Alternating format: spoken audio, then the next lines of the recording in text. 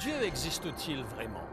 Et s'il existe, se soucie-t-il de notre minuscule planète perdue dans l'espace infini? Penchons-nous sur un livre très ancien qui prouve que non seulement Dieu reconnaît notre existence, mais que sa main conduit l'histoire de la planète.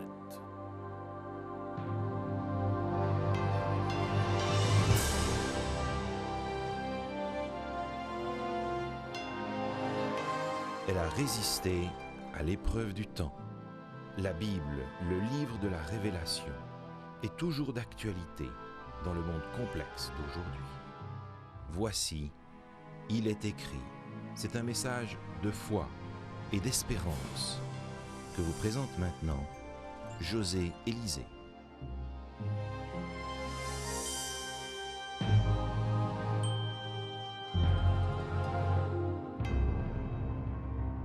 Le duc de Wellington et Napoléon Bonaparte avaient bien des choses en commun. Ils étaient nés tous deux sur une île, ils avaient perdu leur père très tôt, ils avaient tous deux 4 frères et 3 sœurs, ils avaient fréquenté la même école militaire, les deux excellaient en mathématiques et furent promus lieutenant-colonel à 1 jour d'intervalle. Et le plus important, c'est que les deux ont vu leur destin changer à la bataille de Waterloo. Pourquoi donc, dans cette morne plaine de Waterloo, décrite par Victor Hugo, en ce jour fatidique, Napoléon a-t-il perdu la bataille? Certes, le terrain favorisait Wellington.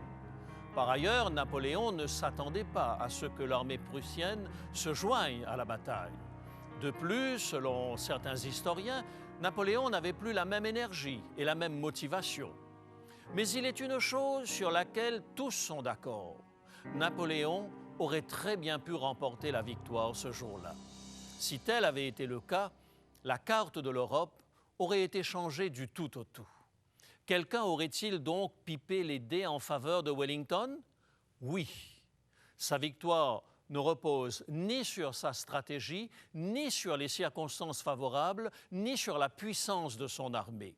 Tenez-vous bien, un événement qui s'était produit plus de 2500 ans auparavant dans la chambre à coucher du roi de Babylone a déterminé l'issue de la bataille de Waterloo. Le récit en est consigné dans le livre du prophète Daniel.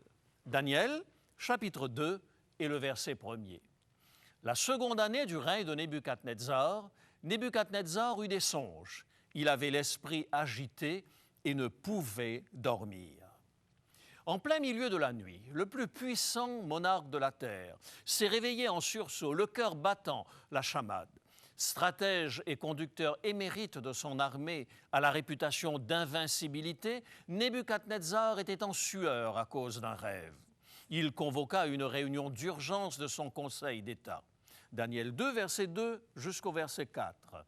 Le roi fit appeler les magiciens, les astrologues, les enchanteurs et les chaldéens pour qu'ils lui disent ses songes. Ils vinrent et se présentèrent devant le roi. Le roi leur dit « J'ai eu un songe, mon esprit est agité et je voudrais connaître ce songe. » Les Chaldéens répondirent au roi en langue araméenne « Ô roi, vis éternellement, dis le songe à tes serviteurs et nous en donnerons l'explication. » « Aucun problème, répondirent ces derniers.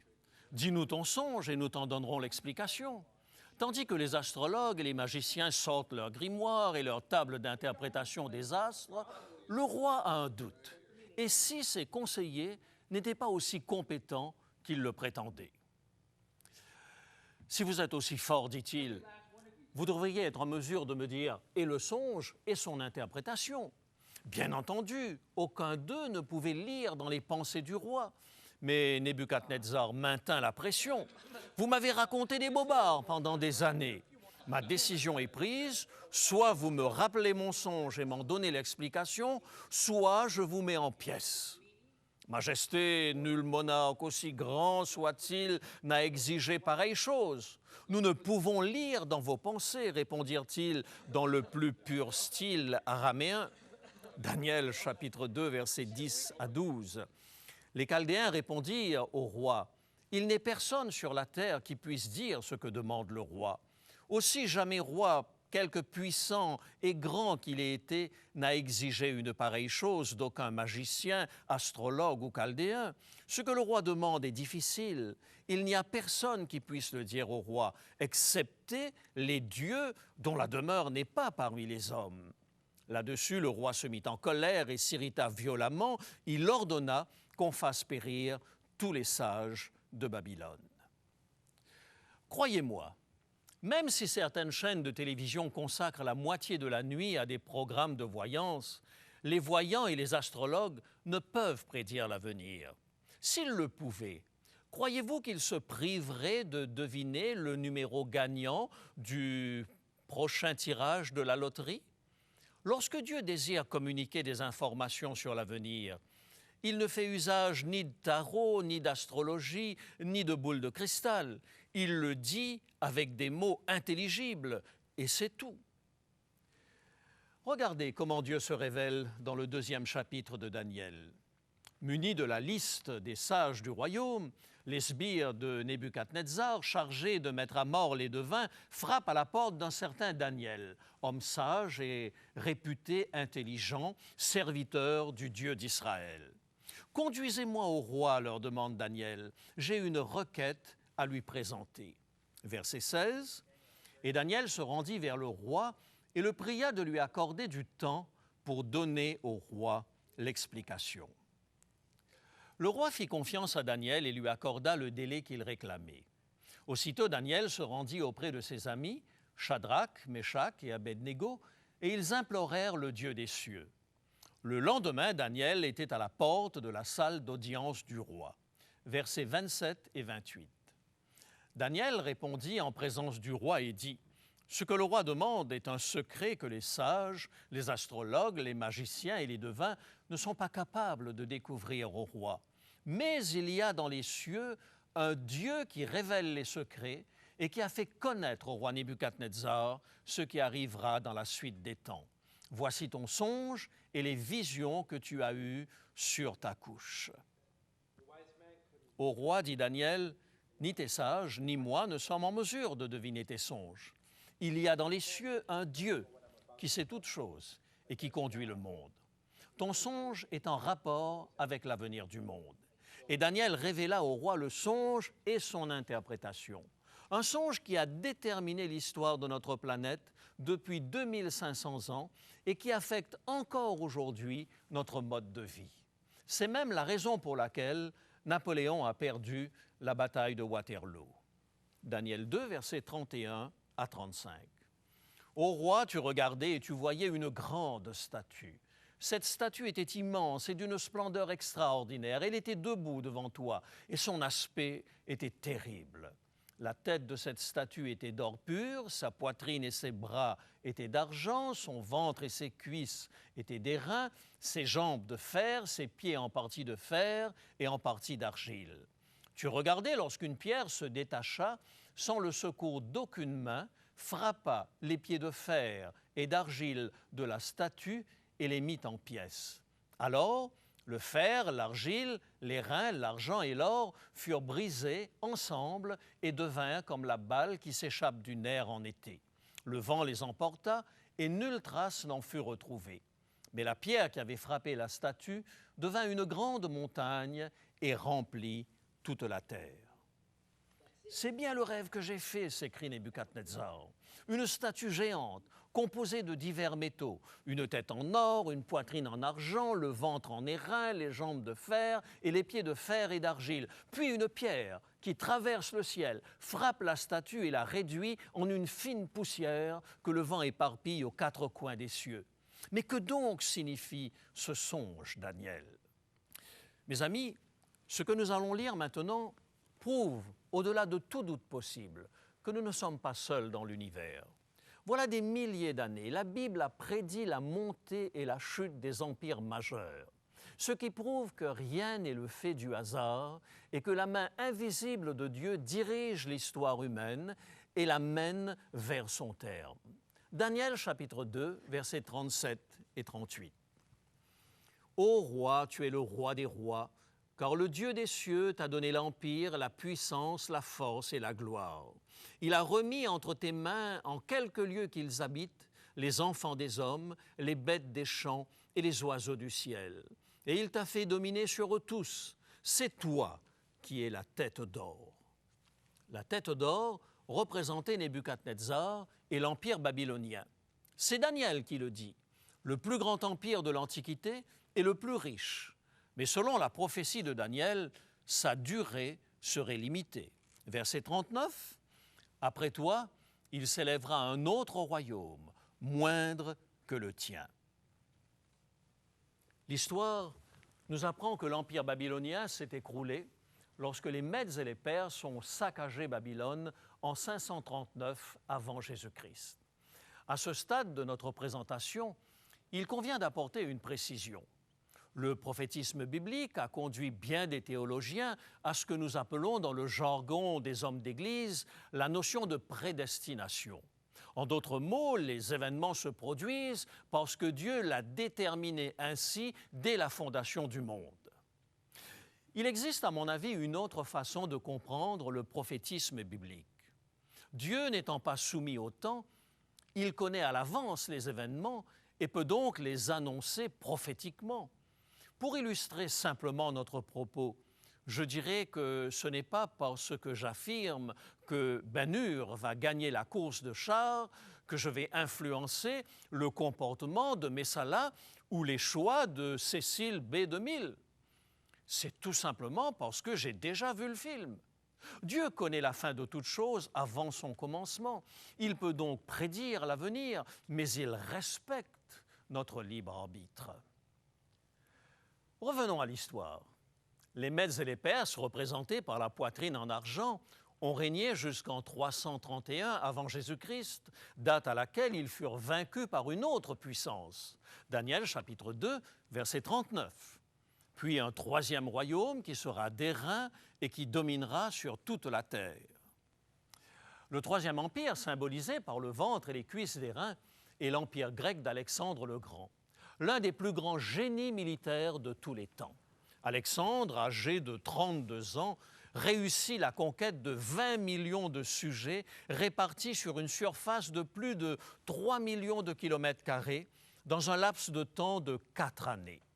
Mais l'empire d'Alexandre finit lui aussi par s'écrouler en 168 avant Jésus-Christ. C'est alors qu'apparut sur la scène internationale le quatrième empire universel qui détruisit les Macédoniens, exactement comme la Bible l'avait prédit. Verset 40, « Il y aura un quatrième royaume, fort comme du fer, de même que le fer brise et rompt tout, il brisera et rompra tout comme le fer qui met tout en pièces. » Ce furent les Romains qui conquirent l'empire grec. Plus féroce que toutes les puissances qui l'avaient précédé, Rome a littéralement soumis l'Europe et le bassin méditerranéen à la Pax Romana.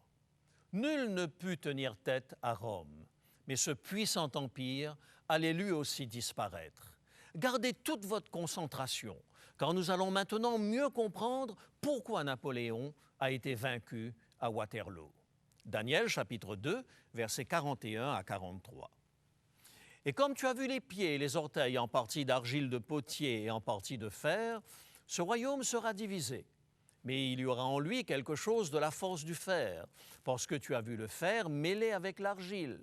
Et comme les doigts des pieds étaient en partie de fer et en partie d'argile, ce royaume sera en partie fort et en partie fragile.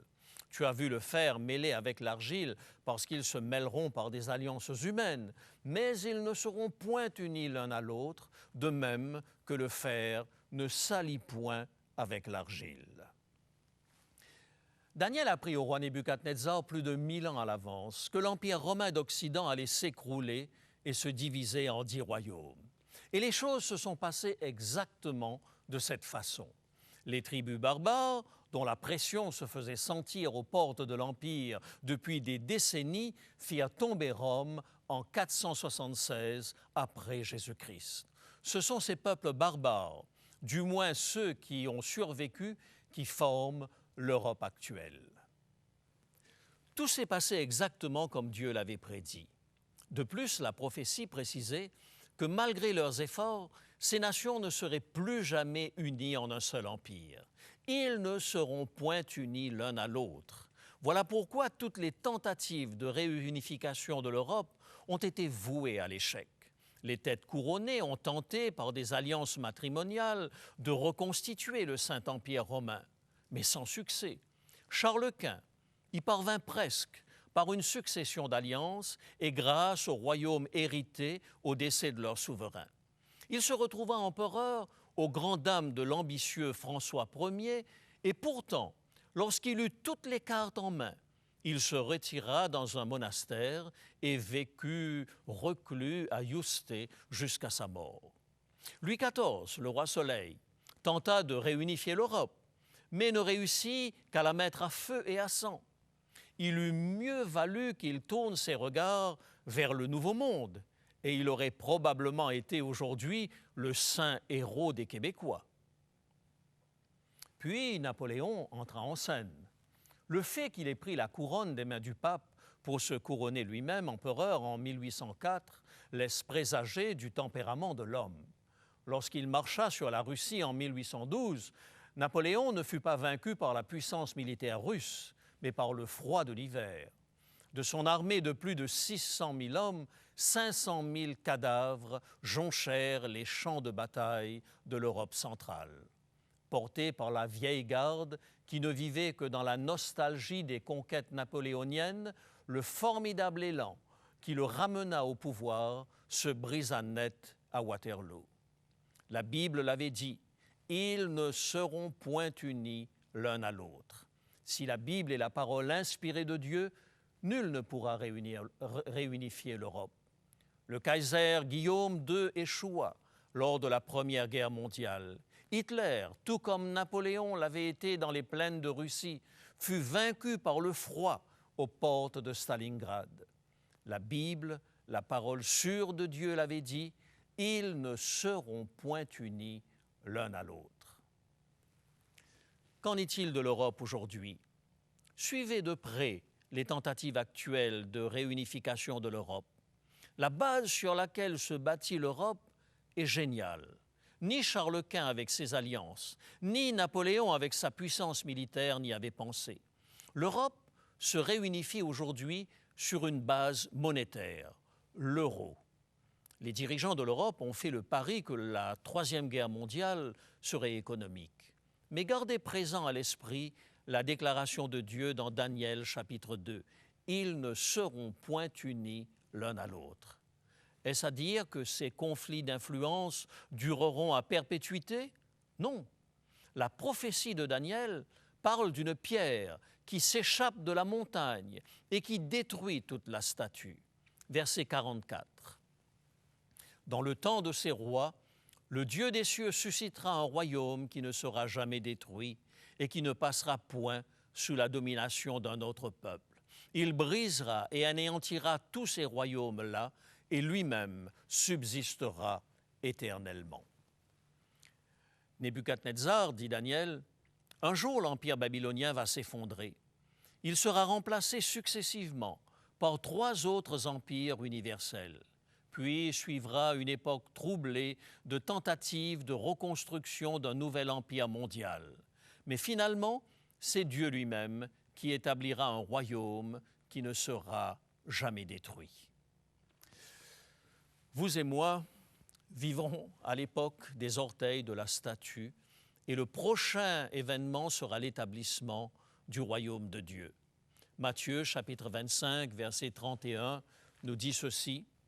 « Lorsque le Fils de l'homme viendra dans sa gloire avec tous ses anges, il s'assiera sur le trône de sa gloire. » Le rocher des siècles, la pierre angulaire rejetée par les bâtisseurs, remplira la terre de sa gloire et établira un royaume éternel. Nous sommes bien plus qu'un grain de poussière perdu dans l'immensité de l'univers. Dieu lui-même visitera cette planète. Apocalypse, chapitre 21 et le verset 3.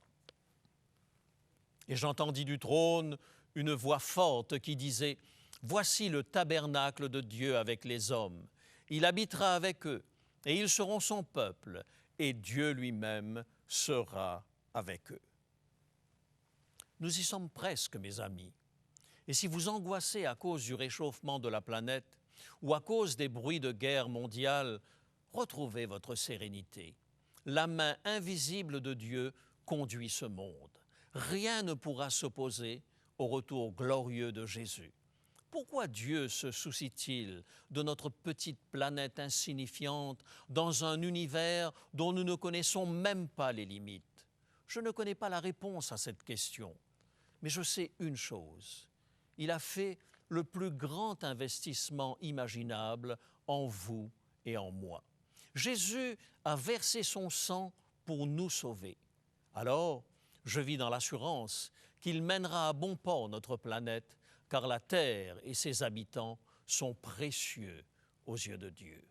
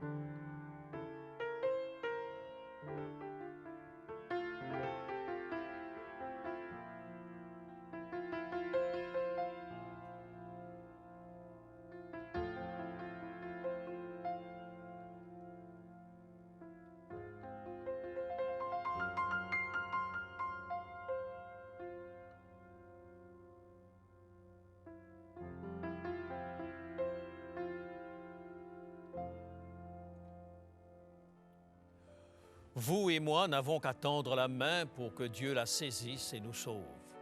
Pourquoi ne pas le faire maintenant même, tandis que nous prions? Père Céleste, nous comprenons que l'histoire de notre monde tire à sa fin. Nous sommes las de nos espoirs déçus et nous avons hâte que tu instaures ton royaume de justice et de paix. Aide-nous à garder nos yeux fixés sur Jésus et à l'aimer toujours plus. Guide-nous dans notre étude de la prophétie. Nous te le demandons au nom de Jésus. Amen.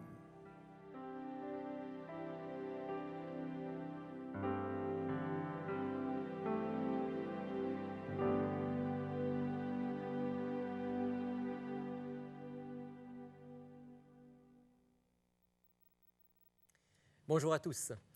Je trouve extrêmement encourageant, réconfortant de savoir que l'avenir n'est pas livré au hasard, mais que celui qui a créé le monde mène la terre vers l'achèvement de notre histoire. Les prophéties bibliques sont là pour justement nous présenter les grands événements qui ont été derrière nous et qui sont maintenant devant nous, et pour nous permettre de nous situer. Pour en parler pendant quelques instants, j'ai mon ami Jean-Guy avec moi. Bonjour Jean-Guy. Bonjour. Jean-Guy, on va avoir un très bon petit livre à proposer tout à l'heure comme offre du jour qui présente justement des prophéties du livre de Daniel. Mais je crois qu'on pourrait dire quelques mots sur ces prophéties de Daniel. Elles ont été importantes dans ta vie, elles ont été très importantes dans ma vie, dans la vie de beaucoup d'étudiants de la Bible. Comme tu disais, Rémi, on a l'impression parfois que c'est un monde qui ne sait pas trop où il s'en va, un monde où Dieu a perdu le contrôle. Et moi, ça me rassure de savoir que les prophéties qui ont été annoncées se déroulent exactement de la façon dont on l'avait prédit. On l'a vu aujourd'hui dans l'émission que José présentait, par exemple, pour Daniel chapitre 2, les empires se sont succédés exactement comme Dieu l'avait prévu. Exactement. Et pour moi, la meilleure comparaison que je pourrais faire, les prophéties, c'est un peu comme des bornes kilométriques. Quand on s'en va, on est rassuré de savoir qu'il reste tant de distance ou tant de millages à faire, et puis on dit, tiens, on est sur la bonne voie, puis on sait qu'on va arriver bientôt à destination. La seule différence peut-être, c'est que si tu regardes et tu vois Montréal, 50 km, tu sais la distance exacte. Dans le cas des prophéties, on ne sait pas exactement à quel moment ce royaume sera établi, mais on sait qu'on est en route. Exactement, parce que les prophéties de Daniel, dans la statue, on sait que ça s'est déroulé sur plusieurs siècles, mais que les choses se sont produites exactement au temps où ça avait été annoncé. Alors pour moi, c'est des bornes kilométriques, mais évidemment, la comparaison est un peu faible par rapport à celle qu'on a. Ce que nous avons vu dans le passé, qui avait été annoncé, qui s'est réalisé, nous donne confiance pour ce qui n'est pas encore arrivé, mais qui va se réaliser. Qui va arriver, bien sûr. Alors, on peut encourager tous nos téléspectateurs à étudier les prophéties de Daniel et l'Apocalypse. On a des outils pour ça. On peut leur proposer des cours bibliques. Oui, oui. Alors, on a ce cours sur plein feu sur la prophétie que les gens apprécient beaucoup. Nous avons ça sur notre site web, ilestécrit.tv. Et j'invite tous les gens qui veulent découvrir ces merveilleuses prophéties à suivre ce cours sur l'Internet. Merci Jean-Guy. Vous pouvez retrouver nos cours bibliques gratuits en ligne sur ilestécrit.tv. Et si vous souhaitez en savoir un peu plus sur ce que dit la Bible de notre avenir, lisez donc ce petit livre, Un monde en mutation, écrit par le docteur Heinz. Il présente les prophéties du chapitre 2 de Daniel, du chapitre 7 de Daniel et bien d'autres encore, d'une manière très simple. Elles vous convaincront que la promesse est certaine et que bientôt le royaume sera établi. Ce petit ouvrage vous est offert pour seulement 10 $. N'hésitez pas à nous le demander dès maintenant. Pour demander l'offre du jour, composez maintenant le 514-729-3515 pour la région de Montréal ou utilisez notre ligne sans frais 1-866-729-3515 si vous êtes de l'extérieur de Montréal. Il est possible que toutes nos lignes soient occupées au moment de votre appel. Dans ce cas, composez à nouveau. Mentionnez clairement le titre de l'offre demandée et parlez lentement afin que nous puissions bien noter vos noms, adresses et numéros de téléphone. Je vous rappelle que vous pouvez vous procurer pour une somme modique les DVD, cassettes vidéo et audio de nos émissions. Vous pouvez aussi nous écrire à l'adresse qui apparaît sur votre écran. Il est écrit Case postale 99, succursale Rosemont, Montréal, Québec, H1X 3B6. Nous vous invitons également à consulter notre site web au www.ilestécrit.tv. Chers amis, il est temps de nous quitter maintenant. D'ici la semaine prochaine, souvenez-vous, il est écrit « L'homme ne vivra pas de pain seulement, mais de toute parole qui sort de la bouche de Dieu ».